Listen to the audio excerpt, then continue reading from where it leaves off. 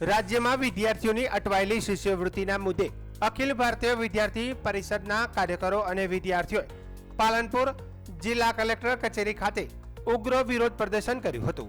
હમારી માંગે પૂરી કરો અને વિદ્યાર્થીઓને ન્યાય આપો જેવા નારાઓ સાથે વિદ્યાર્થીઓએ સરકાર સામે રોષ વ્યક્ત કર્યો હતો।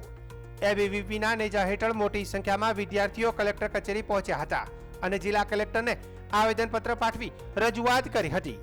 વિદ્યાર્થીઓએ જણાવ્યું હતું કે રાજ્યની વિવિધ શૈક્ષણિક સંસ્થાઓમાં અભ્યાસ કરતા અનેક માન્ય વિદ્યાર્થીઓની શિષ્યવૃત્તિ અલગ અલગ કારણસર લાંબા સમયથી અટવાઈ ગઈ છે, જેના કારણે વિદ્યાર્થીઓને આર્થિક મુશ્કેલીનો સામનો કરવો પડી રહ્યો છે।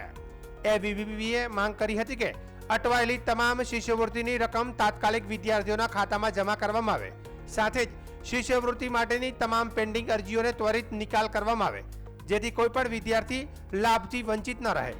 કાર્યકરોએ ચેતવણી આપી હતી કે જો વિદ્યાર્થીઓની માંગણીઓનો વહેલી તકે ઉકેલ નહીં આવે તો રાજ્યભરમાં વધુ ઉગ્ર આંદોલન કરવામાં આવશે। નમસ્તે, હું સુમિતભાઈ ચૌધરી, બનાસકાંઠા જિલ્લા સંયોજક અખિલ ભારતીય વિદ્યાર્થી પરિષદ। આજ રોજ બનાસકાંઠા જિલ્લા કલેક્ટર શ્રીને અખિલ ભારતીય વિદ્યાર્થી પરિષદ બનાસકાંઠા આવેદનપત્ર આપી રહ્યું છે કે પૂરા ગુજરાતભરમાં જે વિવિધ સમસ્યાઓ છે શિષ્યવૃત્તિ સ્કોલરશીપને લઈને, એમાં મુખ્યમંત્રી સ્વાવલંબન યોજના અંતર્ગત આવતી સ્કોલરશીપ, ST/SC અંતર્ગત આવતી સ્કોલરશીપ અને ડિજિટલ ગુજરાત અંતર્ગત આવતી વિવિધ સમાજ કલ્યાણ અને આદિજાતિ વિભાગની, શિક્ષણ વિભાગની વગેરે વગેરે સ્કોલરશીપ શિષ્યવૃત્તિઓ અટકાવેલી છે અથવા વિલંબ છે, એના માટે પૂરા ગુજરાતભરમાં કલેક્ટર કચેરીઓ આવેદનપત્ર અખિલ ભારતીય વિદ્યાર્થી પરિષદે આજે આપ્યું છે।